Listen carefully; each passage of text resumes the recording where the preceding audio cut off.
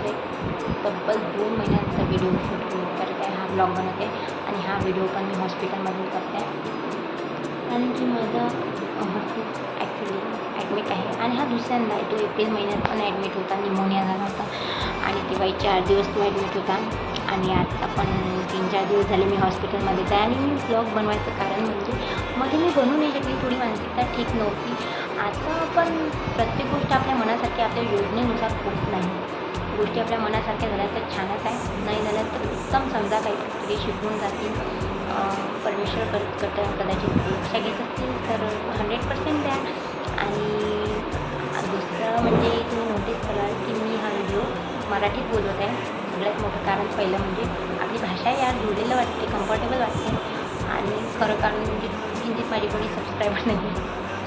तर जेव्हा होतील फेमस झाली, व्हायरल झाली तर नक्की बनवून हिंदीतसुद्धा. आणि आता असं मराठीत चालू देत असू देत. माझे व्हिडिओ जर आवडले तर शेअर करा, लाईक करा, सबस्क्राईब करा. आणि माझं गोंडाचं असं बाळ उठलेलं आहे. So thank you, bye.